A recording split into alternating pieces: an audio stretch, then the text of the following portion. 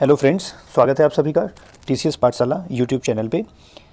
The Hindu newspaper के discussions का आज ये डे 2 है और हम लोग रेगुलर न्यूज़पेपर के डिस्कस पॉइंट्स को करें, उस पर जो भी बर्निंग इश्यूज़ होते हैं, आइडियाज़ के पेज होते हैं, उनको डिस्कस करते हैं और जो भी उनका इम्प्लीमेंटेशन होता है करंट अफेयर से रिलेट करके या कंसेप्चुअल टॉक को लेकर के हम लोग उस पर चर्चा करते हैं।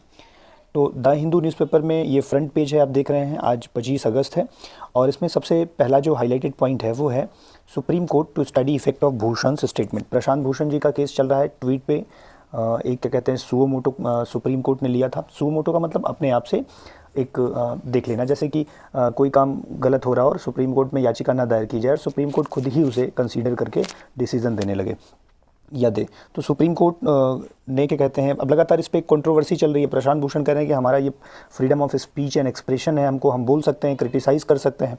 अभी कल के न्यूज़पेपर में ये भी था कि सोराब जी जो पुराने एजी थे, अटॉर्नी जनरल थे, और यहाँ तक कि वर्तमान जो अटॉर्नी जनरल हैं जो आप देखते हैं वेणुगोपाल जी, उन्होंने भी बैक किया है कि प्रशांत भूषण जो है वो उनको सज़ा नहीं होनी चाहिए, कंटेम्प्ट ऑफ कोर्ट के उसमें ये पनिशमेंट नहीं होना चाहिए। क्रिटिसाइज़ किया जा सकता है, सुप्रीम कोर्ट वार्निंग दे सकती है, लेकिन सज़ा जैसा काम नहीं किया गया है ना। तो अब इसी पे आज के न्यूज़पेपर में ये जो डिस्कशन है, Supreme court study the effect of Bhushan statement, कि उनका जो स्टेटमेंट है उसका क्या इफेक्ट पड़ेगा सुप्रीम कोर्ट पे या उसके इमेज पे, अब इसको कंसीडर करेगी और इसके बाद जो भी होगा उसको डिसीजन दिया जाएगा। इसी न्यूज़पेपर में आज के ये भी डिस्कशन है। ये जो प्रशांत भूषण जी हैं, आप देख सकते हैं, इन्होंने महात्मा गांधी का कोट भी एक कोट किया हुआ है। इन्होंने कहा है कि देखिए यहाँ पे लिखा हुआ है, he neither asked for mercy nor magnanimity and would cheerfully accept whatever punishment the court deemed fit. इसका मतलब उन्होंने कहा है कि मुझे कोई बहुत मैग्नानिमिटी नहीं चाहिए और ना ही क्या कहते हैं दया की, मर्सी की मुझे खोज है, ना मैं डिमांड कर रहा हूँ। जो सुप्रीम कोर्ट को लगता है उसे जो भी पनिशमेंट या जो भी डिसीजन उनका होगा उसे हम एक्सेप्ट करेंगे। इन्होंने बस अपने आप को डिफेंड करने के लिए इतना कहा कि मैं जो कह रहा था उस सेंटेंस का मतलब डिफेम नहीं करना था, ठीक है। अब देखा जाएगा सुप्रीम कोर्ट इसमें क्या कहते हैं डिसीजन लेती है, देखती है। अगर उनके इस स्टेटमेंट से सच में contempt of court, criminal contempt हुआ है तो फिर पनिशमेंट होगा, जो भी होगा अगले बाद में किया जाएगा। तो ये क्या कहते हैं इन्होंने ट्वीट कर दिया था, आप जान ही रहे हैं, लगातार न्यूज़ में बना हुआ है। तो ये एक पॉइंट था, आप चाहें तो इसे मोर स्टडी के लिए गो थ्रू कर सकते हैं, ठीक है। न्यूज़ और सारी हैं। हम करंट अफेयर्स के जो दूसरे सेक्शन में जहाँ पे डिटेल में डिस्कशन करते हैं वहाँ पे हम लोग और न्यूज़ के डिस्कशन करेंगे। आज का करंट अफेयर्स नहीं आ पाया कुछ कारणों की वजह से, क्योंकि मैं आउट ऑफ स्टेशन हूँ, लेकिन ये मान लीजिए कि नेक्स्ट कल के करंट अफेयर्स में मैं उसे इंक्लूड कर दूंगा, ठीक है। तो चलिए न्यूज़पेपर सेशन में और आगे बढ़ते हैं और न्यूज़ आप देखते रहिएगा। पीडीएफ्स आपको टीसीएस पाठशाला यूट्यूब उस पर टेलीग्राम चैनल पे अवेलेबल हो जाएंगी, ठीक है। और हमारे ग्रुप पे भी अवेलेबल होती हैं जो हम लोग स्टूडेंट्स के लिए चलाते हैं, ठीक है। तो अगर आप टीसीएस पाठशाला चैनल सर्च कर लेंगे उस पर टेलीग्राम पे, तो वहाँ पे भी आपको पीडीएफ अवेलेबल होंगे, ठीक है। अब इसके बाद अगला पॉइंट ये आइडियाज़ पेज में है एंड अच्छे न्यूज़ हैं। मैं एक ओवरव्यू आपको समझाता हूँ। सबसे पहले आइए डिस्कस करते हैं इस वाले आर्टिकल को। इसमें क्या कहा गया है, हेडलाइन ही देख लीजिए, India does need a fiscal council. एक तरह से ये कहा जा रहा है कि भारत को फिस्कल काउंसिल की ज़रूरत है कि नहीं है, इसी बात पे ये पूरा डिस्कशन है। फिस्कल काउंसिल क्या है? फिस्कल काउंसिल एक तरह से इंस्टीट्यूशन है जो हमारे एफआरबीएम, जैसे हमारा एफआरबीएम एक्ट होता था उसके तहत हम लोग क्या करते थे, मैनेजमेंट करते थे कि हमारा फिस्कल डेफिसिट ज़्यादा ना हो, ना क्या इंटरेस्ट रेट कम ज़्यादा करने हैं, उसके कुछ टारगेट्स फिक्स किए जाते थे। अब उस टारगेट को फिक्स करने के बाद उसमें फ्लेक्सिबिलिटी भी रख दी जाती थी कि चलो अगर सिचुएशन ख़राब हो जाएगी तो हम टारगेट भी कम ज़्यादा कर सकते हैं। तो ये ना एक चांस मिल गया गवर्नमेंट को अपनी इमेज पॉलिश करने के लिए। तो क्या करते हैं जब वो किसी टारगेट को पूरा नहीं कर पाते, फॉर एग्जाम्पल लीजिए कि मान लीजिए उन्होंने कहा जीडीपी इस रेट से ग्रो करनी है और उसमें फ्लेक्सिबिलिटी रख दिया कि हाँ +-2 किया जा सकता है, तो अब इनको चांसेस मिल गए कि अब वो प्लस में भी दिखा सकते हैं, माइनस में भी दिखा सकते हैं और इससे इमेज पॉलिश हो सकती है कि मतलब हाँ इस वजह से हम लोग क्या कहते हैं टारगेट को नहीं पूरा कर पाए और इस वजह से इस बार का टारगेट फिर से रिवाइज कर दिया जा रहा है। तो ये एक दिक्कत है। और एक परेशानी क्या है कि जब कोई एक्ट के तहत जब कोई रूल एंड रेगुलेशन बनते हैं तो उसमें मॉनिटरिंग अच्छी नहीं होती। मॉनिटरिंग के लिए कोई काउंसिल जिम्मेदार नहीं है। अच्छा, जब कोई कमेटी बनती भी है तो वो कमेटी किसके तहत बनती है? वो जो क्या कहते हैं फाइनेंस डिपार्टमेंट है, जिन्हें बनाना है पॉलिसी, फाइनेंस मिनिस्ट्री है, उन्हीं की सजेशन पर अगर कोई कमेटी बनती है तो ऑथर का कहना है कि दिस इज़ नॉट श्योर कि वो जो आदमी उस कमेटी के द्वारा अपॉइंट होंगे वो इंडिपेंडेंट होंगे, ये ज़रूरी नहीं है, वो भी तो डिपेंडेंट होंगे। तो एक तरीके से वो तो वही कहेंगे जो गवर्नमेंट कहेगी, गवर्नमेंट का वो डिपार्टमेंट कहेगा। So this is the major problem, ठीक है। अब इसकी कुछ हाईलाइटेड पॉइंट्स को हम डिस्कस करते हैं। कहा गया है यहाँ पे, ये आप देखिए कि कोरोना वायरस की जब पेंडेमिक हुई, मतलब जब से हमारे यहाँ ये चल रहा है, फिस्कल डेफिसिट जो है वो लगातार बढ़ता चला जा रहा है, बढ़ने का रीज़न भी है, ठीक है ना। तो लास्ट टाइम देखा जाए तो हमारे यहाँ जो फिस्कल डेफिसिट था वो ऑलरेडी टारगेट से ज़्यादा था, ठीक है ना, टारगेट से ज़्यादा था। और अब की बार तो हमारे यहाँ टैक्सेस भी उतने जमा नहीं हुए हैं, टैक्सेस भी नहीं जमा हुए हैं, मोराटोरियम कर दिया गया बैंकों की तरफ से। लोगों ने जितना बचाना चाहा, जितना मतलब अब उनके पास एक बहाना भी हो गया है कि हमारे पास इनकम नहीं है, और साथ ही में फिस्कल कंडीशन वाकई में देश की पूरी अच्छी नहीं है। तो इस वजह से अब की बार का अनुमान है कि लगभग 7% GDP जो है वो हमारा फिस्कल डेफिसिट जा सकता है ना। फिस्कल डेफिसिट आप समझ रहे हैं, फिस्कल डेफिसिट का मतलब है कि जितना हम वित्तीय घाटा, देखिए आपके यहाँ दो डिटेल में ऐसे इन शॉर्ट आप समझिए कि जैसे देश में लिक्विडिटी कितनी रहेगी अथवा लिक्विडिटी कितनी कम रहेगी, ज़्यादा रहेगी, इस बात का जो कंट्रोल होता है वो दो तरीके से किया जाता है। एक तो RBI, जिसे आप सेंट्रल बैंक ऑफ इंडिया कहते हैं, ठीक है। तो देश की सेंट्रल बैंक मॉनेटरी पॉलिसी बना करके, जिसमें SLR आप पढ़ते होंगे, CRR पढ़ते होंगे, ठीक है ना, या क्या कहते हैं ऐसे कई प्रकार के रेट हैं, SLR है, CRR है, और देखिए मुझे अभी तुरंत में याद नहीं आ रहा है। अब ऐसे ही MCLR जो नया प्रपोज किया गया है, जितने भी रेट हैं इनको कम ज़्यादा करके मॉनेटरी पॉलिसी के तहत ट्रेडिशनल टूल को अप्लाई करते हुए, ठीक है ना, और क्या कहते हैं न्यू जो भी क्या कहते हैं एक्ट बनते हैं उनको अप्लाई करते हुए मॉनेटरी पॉलिसी के माध्यम से जो है वो कंट्रोल किया जाता है। अब मॉनेटरी पॉलिसी से कंट्रोल नहीं होता तो एक दूसरी पॉलिसी गवर्नमेंट के हाथ में, जिसे बोलते हैं फिस्कल पॉलिसी, राजकोषीय नीति। फिस्कल पॉलिसी क्या है, जैसे बजट प्रस्तुत होता है ना, तो बजट क्या है, एक तरीके से फिस्कल पॉलिसी है, जिसमें यह बताया जाता है कि इतना हमारा इनकम होगा, इतना एक्सपेंडिचर होगा, एक तरह की प्लानिंग ना। तो जो फिस्कल पॉलिसी है वो गवर्नमेंट बनाती है, और जो मॉनेटरी पॉलिसी है वो सरकार, वो क्या कहते हैं RBI बनाती है। तो ये दोनों लोग मिल करके फिस्कल डेफिसिट को कंट्रोल करते हैं कि ज़्यादा, देखिए फिस्कल पॉलिसी का मतलब है, फिस्कल डेफिसिट का सीधा सीधा मतलब है कि कुल जो आमदनी है, सरकार की जो इनकम होती है, सरकार की इनकम जो है कैपिटल इनकम होती है कि रेवेन्यू इनकम होती है, ठीक है, डिटेल में नहीं जा रहे हैं इस पर। कैपिटल इनकम और रेवेन्यू इनकम, जिसे आप पूंजीगत आय बोलते हैं एक को, और एक को राजस्व आय बोलते हैं। तो कुल आय और एक्सपेंडिचर भी दो प्रकार का होता है, एक तो कैपिटल एक्सपेंडिचर होता है, एक रेवेन्यू एक्सपेंडिचर होता है। तो कैपिटल एक्सपेंडिचर और रेवेन्यू एक्सपेंडिचर को पूरा ऐड कर दीजिए तो पूरा एक्सपेंडिचर आ जाएगा, और पूरी इनकम को ऐड कर दीजिए, उनका जो अंतर होता है, डिफरेंस होता है, उसी को आप फिस्कल डेफिसिट कहते हैं, ठीक है ना। तो उसी को, वो फिस्कल डेफिसिट लगातार बढ़ता है। भाई हमारे यहाँ इनकम कमा रही है पेंडेमिक में, और एक्सपेंसेस देखो ज़्यादा ही बढ़ते चले जा रहे हैं, सरकार को बहुत सारी योजनाएं भी लगानी है, खाने के लिए फूड ग्रेन्स भी देना है। तो इस वजह से फिस्कल डेफिसिट एज्यूम्ड है कि 7% जाएगा, और जो कि देश के लिए अच्छा नहीं है। और इस तरीके से ये भी देखा गया है कि consolidated deficit of the union states could भी, मतलब राज्यों का और केंद्र का कुल डेफिसिट मिला दिया जाए तो लगभग 12% ऑफ GDP जा सकता है, ठीक है। And this is not a good sign, ठीक है। अब प्रॉब्लम ये होती है कि क्यों ऐसा दिक्कत हो रहा है, तो इनका कहना है कि इस चीज़ को टैकल करने के लिए एक स्ट्रिक्ट मेज़र की ज़रूरत है, ठीक है। स्ट्रिक्ट मेज़र की ज़रूरत का मतलब है कि कुछ चीज़ें बहुत ही क्लियर होनी चाहिए, स्पष्ट होनी चाहिए, कमी कहाँ है इस बात को पता करना चाहिए, और उसके हिसाब से उसको दूर करने का प्रयास किया जाना चाहिए, ठीक है।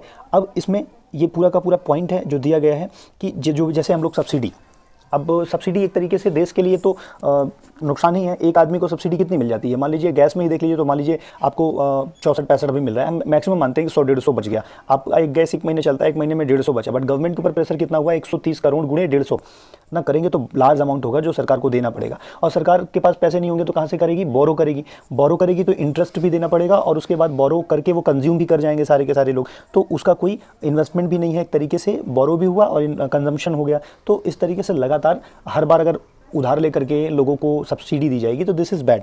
तो ये सब यहाँ पे टॉपिक डिस्कस किए गए हैं कि जो भी क्या कहते हैं, और देखिए जो NPAs हो जाते हैं, NPAs को बाद में फिर रीस्ट्रक्चर करने के लिए सरकार को पैसा देना पड़ता है। तो ऐसे बहुत सारे पॉइंट्स हैं जो यहाँ पे डिस्कस किए गए हैं, जिससे ज़रूरत है कि इन सब को ऑब्जर्व करने के लिए, इन सब को कंट्रोल करने के लिए एक जो है वो इंस्टीट्यूट होना चाहिए, एक कोई ऐसी संस्था होनी चाहिए जो इसको क्लियर करे, और इसी के लिए हम लोग फिस्कल काउंसिल की बात करते हैं, ठीक है। तो आप यहाँ पे ये देख रहे होंगे, यहाँ पे गिवन है ना कि fiscal council is an independent fiscal institution ना, एक इंडिपेंडेंट बॉडी बनाई जाए जो क्या करे, मॉनिटर करे कि पैसे सही जगह पे लग रहे हैं कि नहीं लग रहे हैं ना। अब सब्सिडी अगर गलत है तो उसको स्टॉप किया जाए धीरे धीरे, तो जितने भी वेस्टेज हैं जहाँ पे नहीं जाना चाहिए उस चीज़ को ठीक किया जाना चाहिए। बट यहाँ पे एक दिक्कत ये भी है कि ये जो मतलब कमेटी बनेगी ये इंडिपेंडेंट और अनबायस्ड होगी, ये क्लेम नहीं किया जा सकता, क्योंकि अगर हम ही अपॉइंट कर रहे हैं, हम ही को पॉलिसी बनाना है, तो इंडिपेंडेंसी इसकी कहीं ना कहीं कॉम्प्रोमाइज्ड हो सकती है, ठीक है। और this is the major problem for any country कि जहाँ पे चेक एंड बैलेंस नहीं बना हुआ है तो वहाँ पे करप्शन होना तय है। India is suffering from this scenario, Bharat इस सिनेरियो से एकदम अच्छे से सफ़र कर रहे हैं, you people already know it, ठीक है। And the government has been trapped ना।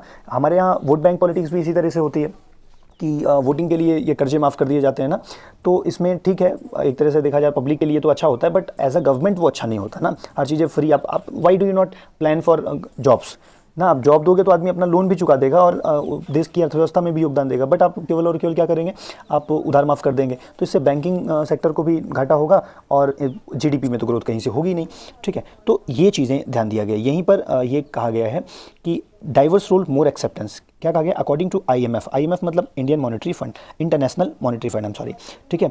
तो इन्होंने कहा है कि कई ऐसे देश हैं जो ऐसी संस्थाओं को बना के रखे हैं, जैसे हम लोग फिस्कल काउंसिल की बात कर रहे हैं, इस तरीके के कई ऐसे देश हैं जो फाइनेंशियल इंस्टीट्यूशंस रखते हैं अपने पास, ठीक है, और वो ग्रो भी कर रहे हैं। तो ऐसा नहीं है कि भारत अगर कोई एक काउंसिल बनाएगी तो उसमें उसको केवल लॉस ही होगा, ये एक फेवर दे रहे हैं।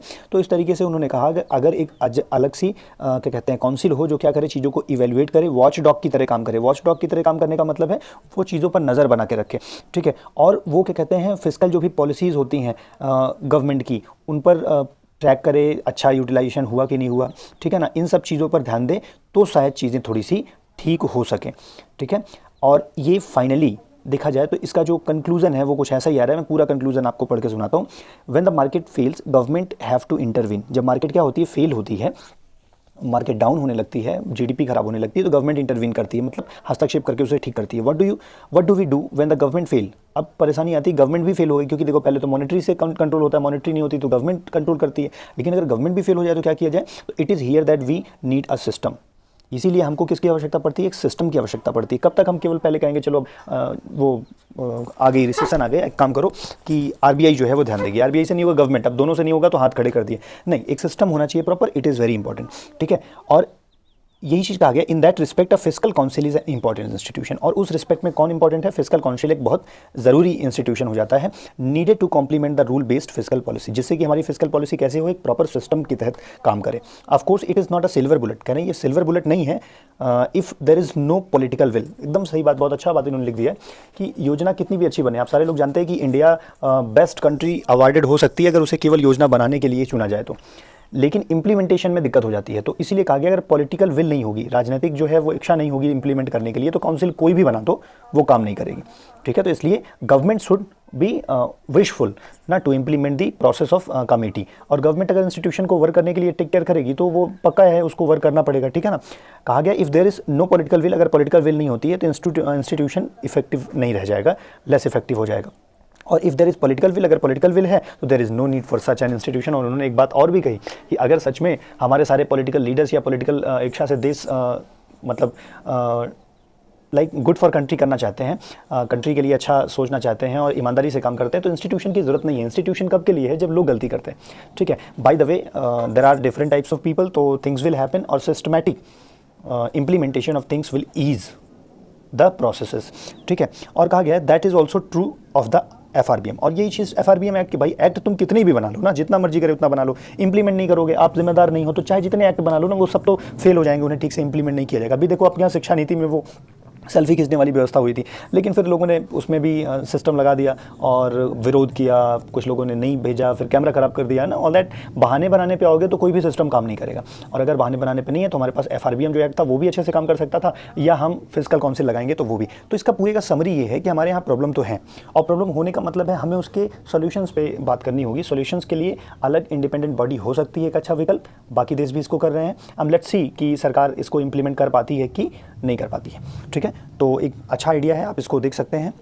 एक और भी इसी के बगल में आर्टिकल दिया गया है, आप इसे ज़रूर पढ़ लीजिएगा।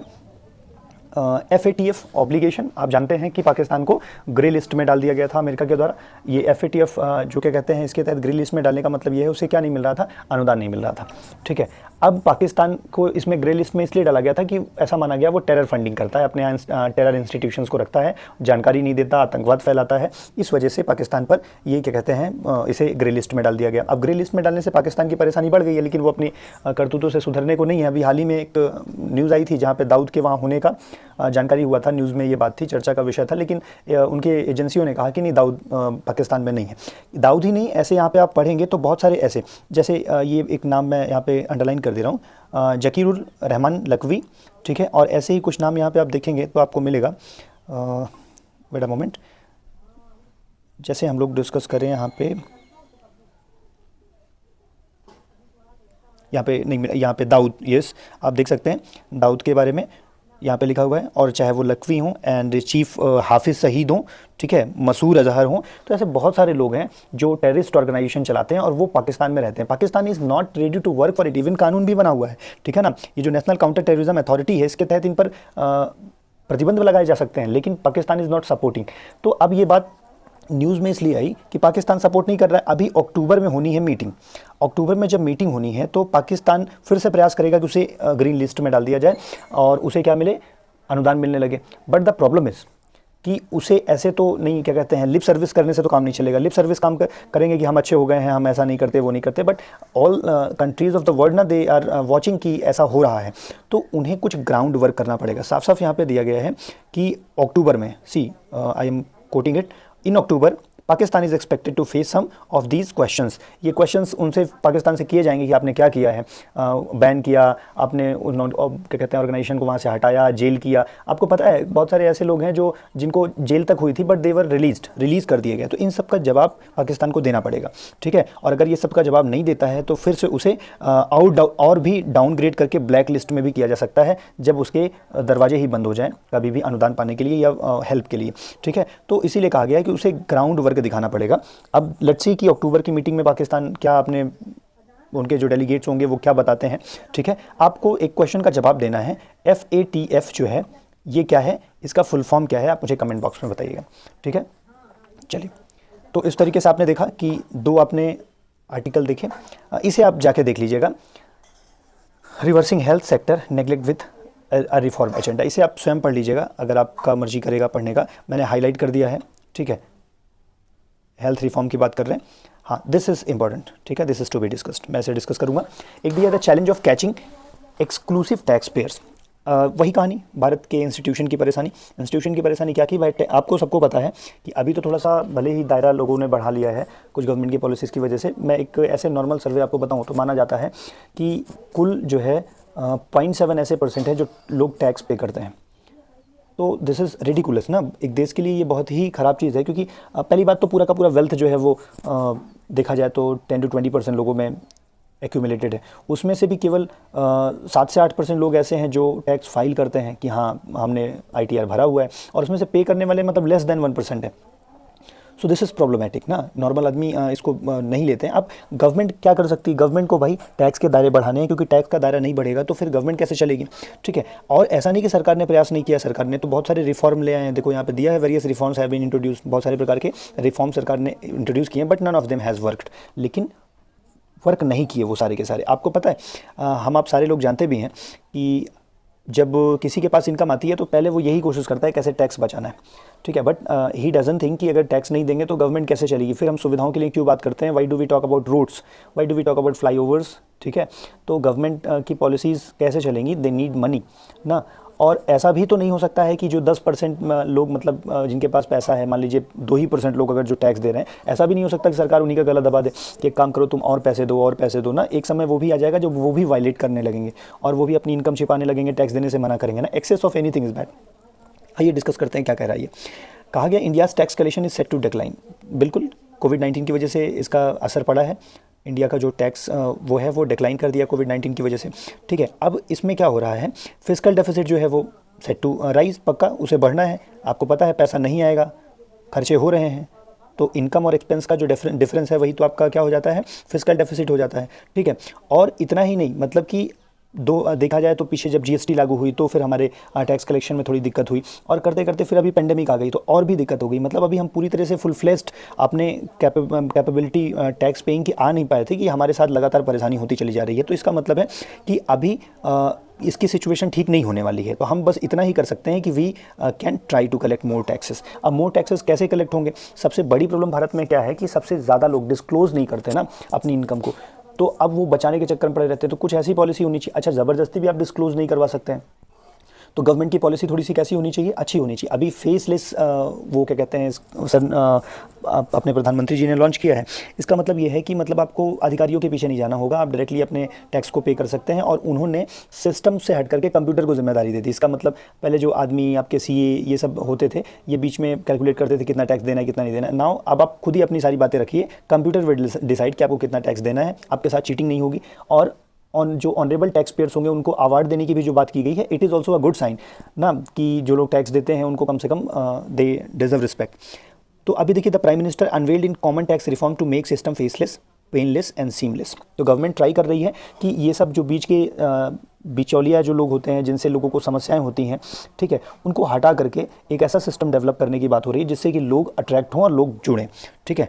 तो इस तरीके से आप देखेंगे अपने भारत के देश की टैक्सेशन सिस्टम कितनी ख़राब है कि कहा जाता है 1.35 बिलियन लोगों में से केवल और केवल देखा जाए 15 मिलियन लोग, हाँ 1.35 बिलियन लोगों में से 15 मिलियन लोग ही ऐसे हैं जो टैक्स पे करते हैं ना, बाकी सब तो टैक्स ही नहीं पे करना चाहते हैं। तो अब ये तो एक कंट्री के लिए एक बैड साइन है ना।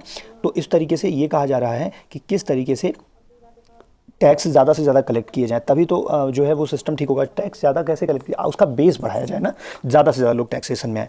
तो अब ये तो आपने देख ही लिया होगा, drop in the number of tax payers. तो मैंने आपको बताया था कोविड-19 चल रही थी जिसकी वजह से ये सब दिक्कत आई है हम लोग के साथ। अब एक और समस्या यहाँ पे देखिए, there are two categories of well off in the country, one those file a tax return and those who completely escape the tax net. बिल्कुल मैंने आपको बताया था, कुछ लोग ऐसे हैं जो टैक्स फाइल करते हैं और कुछ लोग ऐसे हैं जो टैक्स एकदम से चुरा के भाग जाते हैं, एक भी रुपया देना नहीं चाहते हैं, ठीक है। अब एक नया सिस्टम आने से क्या फ़ायदा हुआ? नए सिस्टम आने से ऐसा हो सकता है, देखो जितना आप प्रोसेस को कम करोगे, जैसे आप सारे लोग जानते हैं तो प्रोग्रेसिव टैक्स होता है ना, प्रोग्रेसिव टैक्स है, और हमारे यहाँ वही सिस्टम लागू भी है। अब ऐसा तो नहीं है ना कि जो आदमी टैक्स देता है उससे ही ज़्यादा लिया जाए, जिसकी ज़्यादा इनकम है वो थोड़ा ज़्यादा टैक्स देगा, दिस इज़ ऑल अबाउट। लेकिन कब तक? एक लिमिट तक। तो हमारे यहाँ पर लिमिट भी है।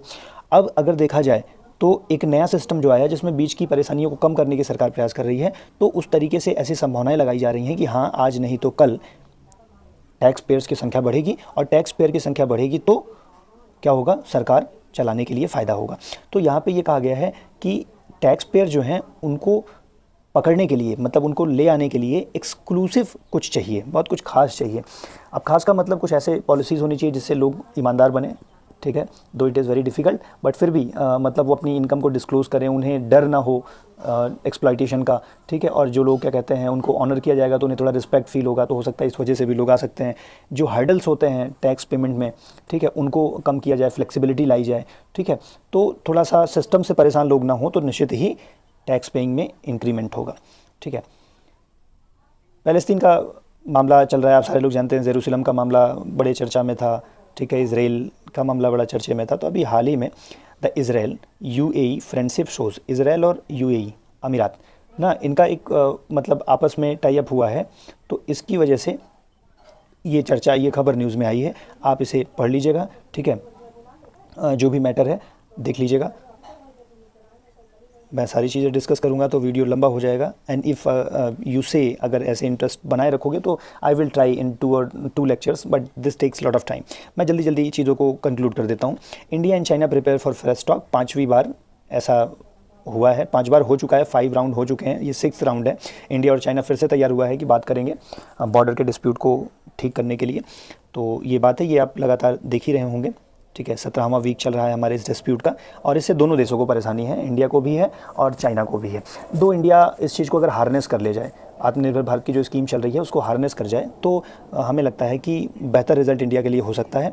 बट नेबरहुड में किसी भी कंट्री के साथ बहुत ज़्यादा प्रॉब्लमेटिक रिलेशन रखना भी प्रोग्रेस में हार्डल बन सकता है। ये कि बगल में आत्मनिर्भर भारत की बात मैंने की, तो DRDO ने 108 डिफेंस आइटम की लिस्ट जारी करी है, जिसे उन्होंने कहा है कि ये भारत में बनाए जाएंगे। तो अभी कुछ दिन पहले आपने देखा था ना कि गवर्नमेंट ने कहा था कि इंपोर्ट जो है हम नहीं करेंगे, हम भारत में कुछ चीज़ें बनाएंगे, तो इसको नेगेटिव इंपोर्ट रिपोर्ट भी कह सकते हैं ना। तो इंपोर्ट नहीं होगा। अब ये किस तरीके से सरकार को बेनिफिट करेगा? सरकार को बेनिफिट इस तरीके से करेगा कि उनका देश में अगर उनको डेवलप किया जाएगा तो देश की जीडीपी बढ़ेगी और देश आत्मनिर्भर होगा। सेकंड वन कि हम जिससे सामान लेते थे ये सब चीज़ें, उनके लिए तो नेगेटिव इंपोर्ट एक रिपोर्ट है उनके लिए, तो मे बी कि कुछ ऐसी बातें भी आ सकती हैं कि वो मुझे और इक्विपमेंट या और चीज़ें जो हम उनसे लेते हैं उनमें कुछ रिलेशन अच्छे ना हो या ख़राब हो, बट फिर भी हमारी प्रायोरिटी तो हमारे देश को अच्छा करना है।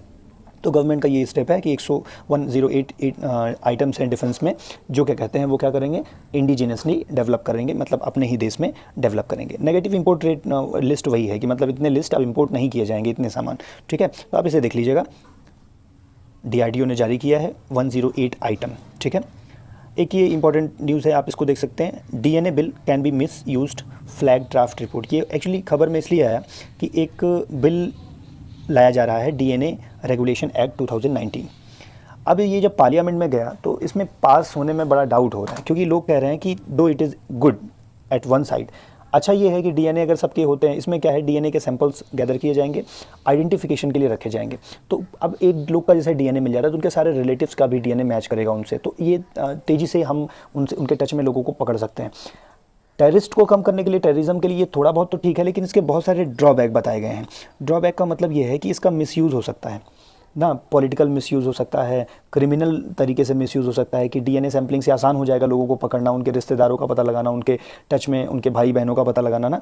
तो DNA डेटाबेस के लिए सबका DNA इकट्ठा करके रखना, तो ये एक बहुत ही मतलब दो इट इज़ कहा जा रहा है कि DNA डेटाबेस की सिक्योरिटी के लिए हम क्या कहते हैं पनिशमेंट का रखेंगे जो लोग इसका वायलेट करेंगे, बट कहीं ना कहीं ये पूरा का पूरा जो आर्टिकल है वो ये कहना चाह रहा है कि जो प्रोविज़न है कुड लीड टू कास्ट और कम्युनिटी बेस्ड प्रोलिफिंग। इसका मतलब ये है जैसे DNA से पता लग जाएगा कि वो किस कास्ट के हैं, तो मतलब ये भी पता लगाया जा सकता है DNA के बेस पे। तो इससे क्या हो जाएगा, उनके लिए पॉलिसीज़ ख़राब हो सकती हैं, कोई भी क्रिमिनल उनको टारगेट कर सकता है ना। ये रिकमेंडेशंस है ना, हाउस कमेटी की रिकमेंडेशन है, ऐसा कह रहा है। अब लेट्स सी कि DNA बिल जो है वो किस हद तक अपनी चीज़ों को समझाता है। ये लास्ट का एक्सप्लेनेशन आप पढ़ सकते हैं। कहा गया the bill refers to consent in several provision. Consent की बात है कि मतलब जैसे DNA लिया जाएगा तो हमसे पूछा जाएगा, लेकिन ये भी कहा गया कि मजिस्ट्रेट चाहे तो उसे ओवरराइड कर सकता है कंसेंट को। लो बात फिर से गड़बड़ वाली हो गई, एक बार मेरी हाँ भी पूछी जाएगी, फिर कहा जाए तुम नहीं भी करोगे तो मजिस्ट्रेट चाहेगा तो करवा लेगा। अब ये भी नहीं बताया गया किस किस दशा में करवा लेगा, अगर मेरे ऊपर क्रिमिनल चार्ज चल रहा होगा तब करवाएगा या ऐसे ही करवा लेगा। अब अगर इतनी लैक ऑफ क्लैरिटी है, एम्बिगिटी है, तो ये लॉ फैटल नहीं हो गया, ये नियम घातक नहीं हो गया, कभी भी एक तरीके से ये परेशानी का सबक बन जाएगा। जैसे कि एक छोटा सा एग्जांपल हम लोग देख सकते हैं कि SC/ST एक्ट कहीं ना कहीं SC/ST के सिक्योरिटी के लिए रखा गया, लेकिन आप देख रहे हैं उसका कितना मिसयूज़ हो रहा है। तो ऐसा कोई भी लॉ ना बने जिससे किसी को कहीं ना कहीं परेशानी हो।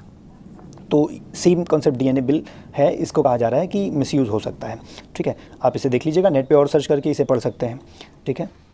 ये एक बड़ी दुखद खबर है, आप देख लीजिए। अभी तक तो नॉर्मल आदमियों में था, जहाँ पे हम लोग के यहाँ पेंडेमिक असर कर रहा था, वो क्या कहते हैं वायरस कोरोना हो जा रहा था, तो हम लोग हॉस्पिटलाइज या हमको सुविधाएं हैं, हम लोग जा सकते थे। अभी ये ट्राइबल कम्युनिटी है, ठीक है, जो उड़ीसा की है। इस ट्राइबल कम्युनिटी का नाम जो है बोंडाज है। तो बोंडाज कम्युनिटी जो वल्नरेबल है, कुल इनकी 7,000 पॉपुलेशन ही है, उड़ीसा की ट्राइब है, इनको कोविड-19 पॉजिटिव पाया गया, तो इन्हें कोविड सेंटर में रखा गया है। बट दिस इज़ रिडिकुलस, क्योंकि इनके पास उतने अच्छे, आप देख रहे हैं कैसे रह रहे हैं, तो उतना ज़्यादा सुविधाएं नहीं हैं। तो ये एक डेंजरस साइन है कि कहीं ना कहीं ये प्रॉब्लमेटिक हो सकता है देश के लिए। अब इनके साथ सरकार को टैकल करना है। सरकार जहाँ तक अभी गाँवों में उतना इंफ्रास्ट्रक्चर नहीं लगा पाई, हमारे पास उतना इंफ्रास्ट्रक्चर है ही नहीं कि हम सारे के सारे गाँव को सिक्योर कर सकें। हम मुंबई के हाल देख रहे हैं, हम दिल्ली के हाल देख रहे हैं, कितना बुरा होता चला जा रहा है, जबकि हमारे भारत के 2 सबसे बेहतर शहर माने जाते हैं ना। तो वहाँ के हाल, MP के भी हाल अच्छे नहीं है। ऐसे मतलब जहाँ जहाँ अफेक्टेड है वहाँ के हाल बड़े बुरे हैं। अब उस दशा में अगर इस कम्युनिटी में, इस तरह की कम्युनिटी में चीज़ों का फैल जाना, तो this is not good sign, ठीक है। और इस तरीके से ये परेशानी बना सकती है।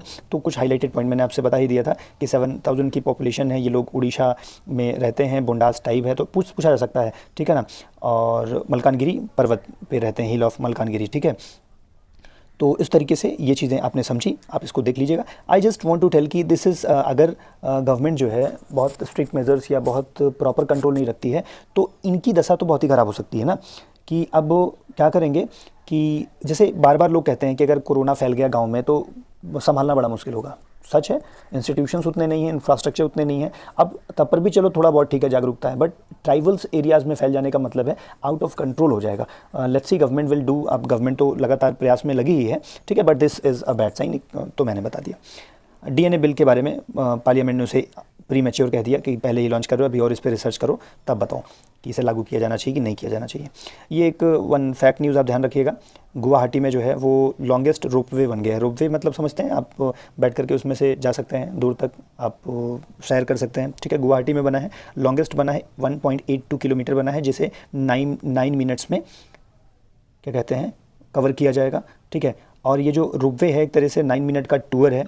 Ropeway passes over the mid river peacock island से रिवर से दैट हाउसेस और एक शिव टेम्पल है, इससे होकर के गुजरता है। It takes 9 minute of ride, तो ये 9 मिनट की कंप्लीट राइड है, ठीक है। एक्सपेंसेस कितने लगे आपको पढ़ने की ज़रूरत नहीं है, बट रिमेंबर कि गुवाहाटी में सबसे लॉन्ग ब्रिज, और ये ब्रह्मपुत्रा रिवर पे है, this is very important, Brahmaputra river पे बना हुआ है। So this is very good, you need to understand it, ठीक है। यहाँ पे कहीं मेंशन भी होगा ब्रह्मपुत्रा रिवर, आई होप, हाँ या सदर्न ब्रह्मपुत्रा रिवर, यहाँ पे देखिए तो मेंशन भी है यहाँ पे ब्रह्मपुत्रा, राइट। चलिए और आगे चलते हैं। इस तरीके से या चाइना अपने प्रिय मित्र पाकिस्तान के लिए एक वारशिप बना रही है, ठीक है, और ऐसा माना जा रहा है कि इसका नाम जो है वो टाइप 054, ये एंटी बैलिस्टिक मिसाइल के रूप में भी काम करेगी। ये यहाँ पे दिया हुआ है इसके कुछ features, equipped with latest surface to surface anti air weapon combat management system and sensor will be the technologically advanced, यहाँ पे गिवन है कि मतलब पाकिस्तान के लिए चाइना बना रहा है। और आप सारे लोग जानते हैं कि पाकिस्तान चाइना के लिए कितना ज़रूरी है भारत को कंटेन करने के लिए। एक्चुअली सारा आतंकवाद पाकिस्तान अपने बड़े भाई चाइना के नाम पर करता है। और आप कोइंसिडेंस ही देखेंगे कि भारत अगर कोई बहुत अच्छी टेक्नोलॉजी लॉन्च करे तो विद इन अ मंथ और 6 मंथ्स जो है वो चाइना की हेल्प से पाकिस्तान भी लॉन्च कर देता है, जिसके यहाँ उसके सिटीजन्स के लिए मेडिकल के भी पैसे नहीं हैं, मेडिसिन के भी पैसे नहीं हैं। That is running into the arm race, so this is very problematic thing. Pakistan should consider it ना, China is harnessing its potential, वहाँ पे लोकल एडवांटेज वो लेना चाह रहा है, but Pakistan I don't think it will understand. If understands तो ठीक ही है, अच्छा हो जाएगा। चलिए इसके बाद ये एक, हाँ मैं ऐसे ओवरव्यू देता हूँ, आप इसको बस समझिएगा, अपने घर पे पढ़िएगा। It is taking a long discussion, लंबा हो रहा है। एग्री मतलब agriculture profit growth may not aid rural demand. देखो ये कह रहे हैं कि भले ही एग्रीकल्चर का प्रॉफिट हुआ है लेकिन रूरल की डिमांड के लिए वो फिट नहीं होगा। सीधी बात है, एग्रीकल्चर हमारे यहाँ पहले से ही बहुत बुरे हाल में है, ठीक है। छिपी हुई बेरोजगारी इसी के संदर्भ में हमेशा किया जाता है, डिस्गाइज्ड एम्प्लॉयमेंट। इसका मतलब छोटा सा एरिया है जहाँ पे 2 लोग काम कर सकते हैं, लेकिन यहाँ पे 20 लोग काम कर रहे हैं और बिजी भी हैं, तो उनका रोजगार भी नहीं है। 2 लोग काम कर सकते थे, 18 लोग कहीं बाहर जा सकते थे, लेकिन यहाँ पे 20 लोग एम्प्लॉयमेंट है, लेकिन ये डिस्गाइज्ड है, छिपी हुई बेरोजगारी इसी को कहते हैं। इसीलिए कहा जा रहा है, अब देखो गांव है, गांव मान लो ये था जहाँ पे 50 लोग रह रहे थे, पेंडेमिक आ गई तो यहाँ पे 500 लोग आ गए, तो एग्रीकल्चर भले ही बढ़ा, लेकिन क्या कहते हैं, आपको समझ में आता है कि जो रूरल की डिमांड होगी, अब तो 500 लोगों का खाना का अरेंजमेंट करना है, तो एग्रीकल्चर तो जो 50 क्विंटल होता था वो मान लीजिए 100 क्विंटल हुआ, लेकिन 100 क्विंटल 50 क्विंटल 50 लोग के लिए था, लेकिन 100 क्विंटल में तो 500 लोग हैं ना, तो जो रूरल की डिमांड है उसको पूरा नहीं कर पाएगा, भले ही हमारे यहाँ एग्रीकल्चर प्रॉफिट ग्रो हुआ है, एग्रीकल्चर ग्रोथ हुई है ना। तो आप इसको देख लीजिएगा, एग्रीकल्चर हमारे यहाँ खूब ग्रो हुआ है। एक और नेगेटिव बात आ रही है कि इस समय पैंडेमिक में पैसे की बहुत ज़रूरत है लोगों को, तो ज़्यादातर ना वो कैश क्रॉप की तरफ मूव कर रहे हैं, सोयाबीन लगा रहे हैं ना, और क्या कहते हैं वो ऐसी फार्मिंग कर रहे हैं जिससे उनको पैसे मिले। तो दिस इज़ ऑल्सो बैड। आप हिस्ट्री में देखेंगे कि जब ब्रिटिश वाले हमसे इंडिगो अपनाते वो लेते थे या हायर टैक्स लेते थे, तो हम मजबूर थे कैश क्रॉप बनाने के लिए, और कैश क्रॉप ने एग्रीकल्चरल डिमांड को कम, मतलब एग्रीकल्चरल डिमांड एंड सप्लाई को इम्बैलेंस कर दिया था ना। कैश क्रॉप की तरफ मुड़ जाएंगे तो हमारे जो फूड ग्रेन्स है जिन्हें हम खाते हैं उनकी कमी हो जाएगी, शॉर्टेज हो जाएगी। तो this is all this summary of this. SBI के एक चेयरमैन है, आप देख लीजिएगा। आप मुझे बताइए SBI के नए चेयरमैन कौन है, कमेंट बॉक्स में बता दीजिएगा। दिया भी है, तब पर भी सर्च कर लीजिएगा, अभी रिसेंटली अपॉइंटेड है, ठीक है। तो इन्होंने बस इतनी बात कही कि लॉकडाउन में मनी बैंकिंग मोबाइल से बढ़ी है, जो यूजुअल बात है, को बैंक तो जा नहीं पा रहा आदमी, तो क्या करेगा, मोबाइल ट्रांजेक्शन करेगा, UPI करेगा ना, तो ये चीज़ें बढ़ी हैं। So this was all about for today's newspaper. मैंने कोशिश की कि ज़्यादातर चीज़ें कंप्लीट हो जाएँ। करंट अफेयर्स लेक्चर आज आपको नहीं मिल पाया, tomorrow it will be on time, ठीक है, एक्सप्लेन्ड वाला।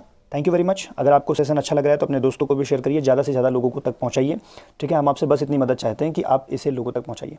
Thank you very much, will see you in the next video.